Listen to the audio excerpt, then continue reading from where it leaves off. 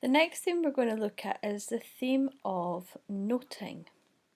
Noting means eavesdropping or spying. So we can see how that is something that happens a lot in Much Ado About Nothing. So again, we're going to look at the title of the play.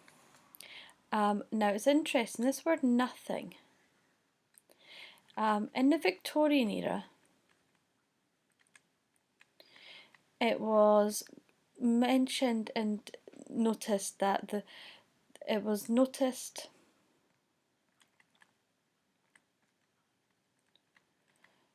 that nothing and noting were pronounced the same. So we could read the title as Much Ado About Noting. The title is a play on these words.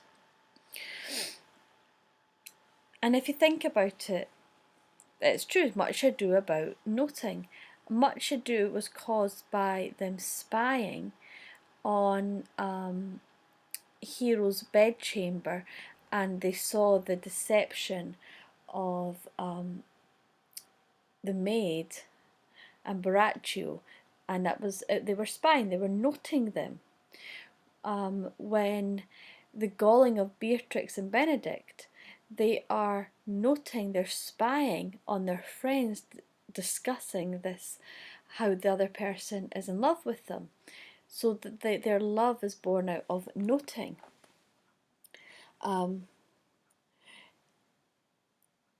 Had it not been for their eavesdropping, they would have never married. At the beginning of the play, Claudio asks Benedict, "Didst thou note the daughter of Signor Leonardo?"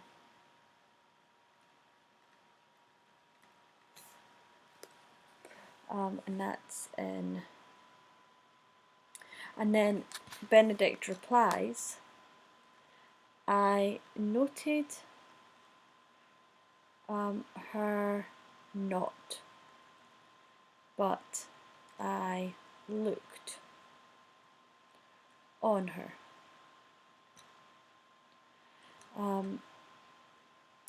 In Act 1, Scene 1, round about lines 19 to 20.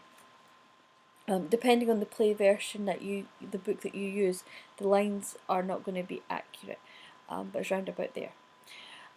So this is pointing to the subjectivity of perception.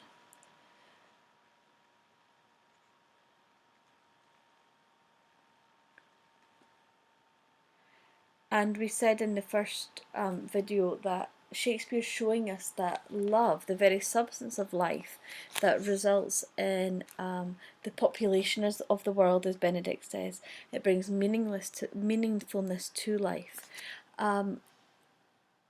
is built on something that is highly subjective. That beauty is an illusion, and the lover's feelings will change however constant the object of the adoration. So we see that with Benedict and with Beatrix. They, through their eavesdropping, so that the nothing that they hear and in their noting, they change. And Shakespeare explores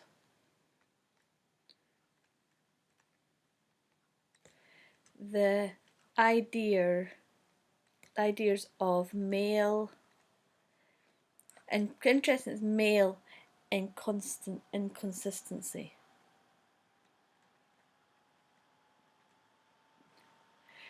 Both songs deal with this.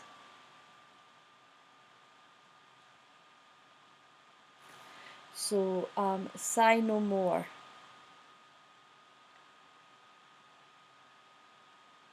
in Act 2, Scene 3, line 53, when Benedict's about to be noting his friends, and Balthazar sings that Sigh No More song. It's all about male inconsistency. And similarly at Hero's Tomb, when Balthazar sings, again, it's about male inconsistency, how a man can change either into love or out of love based on nothing, based on something that he's either seen, based on deception and illusion, based on something that's been hearsay, that is noted.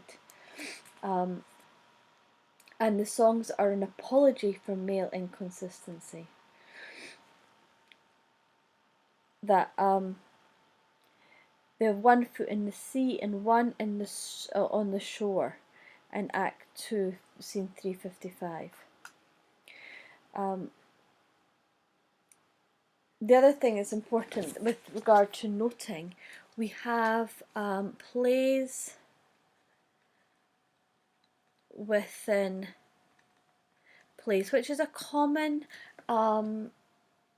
device that Shakespeare uses. He uses it in plays like As You Like It as well, where they have plays within a play. It's also in Hamlet, some of his more serious plays, and then also in Midsummer Night's Dream has the same idea, where you have this, but in Much Ado About Nothing, it's a bit more subtle. So both wedding scenes are like a performance. We know that Claudio's coming to the wedding scene to bait Hero. He's not coming as the honest lover about to be married. He's coming to denounce her publicly. He's putting on a performance.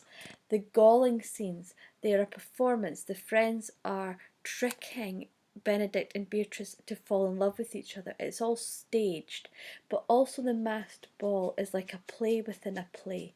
So you've got these things, the plays within plays are like, you've got people watching. So in the eavesdropping, they're watching what's happening, but the audience is also watching. The audience knows more than the people who are watching.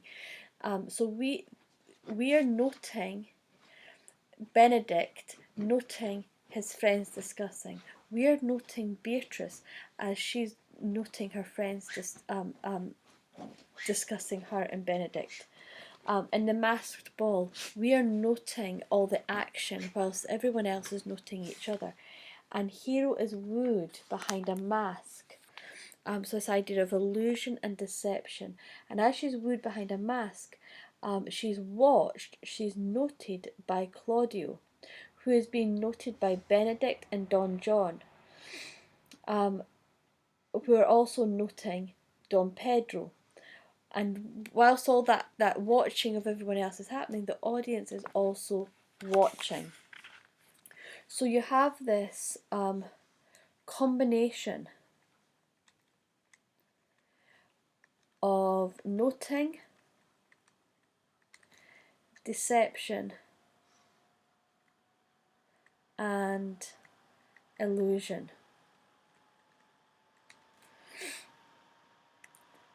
Which leads to the play. And so Shakespeare is showing us, he's making a commentary on the aristocracy of Elizabethan times. Just like in Messina, Elizabethan aristocracy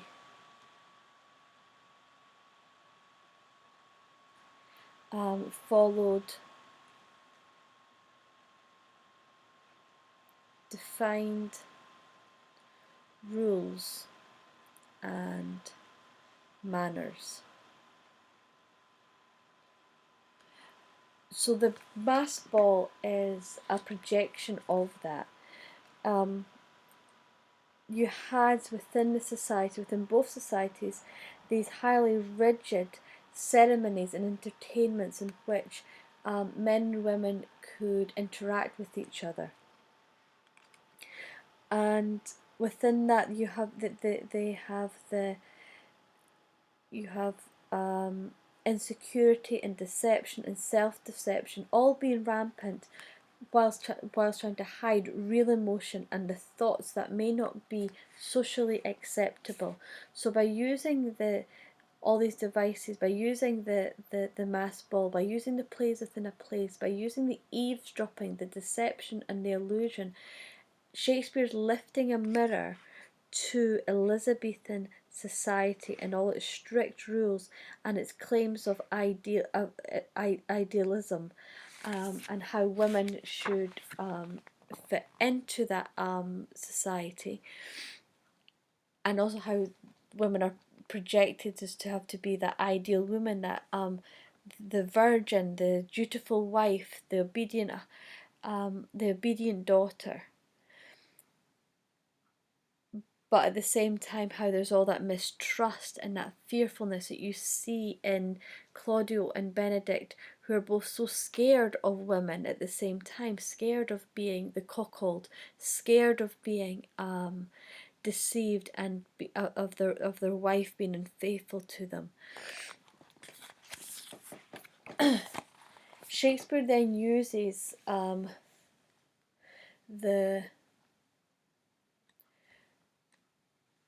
the watch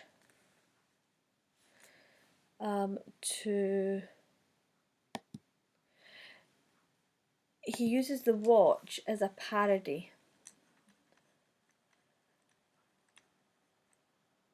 Watch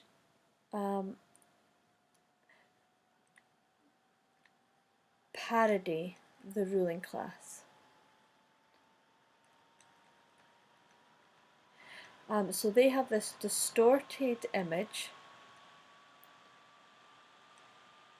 this distorted vision of what's happening.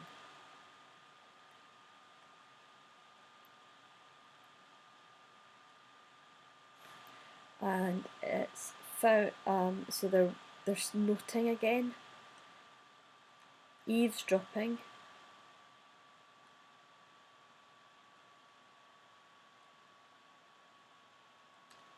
and through the misinformation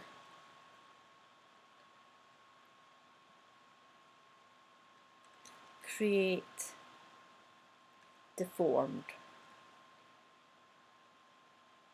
And this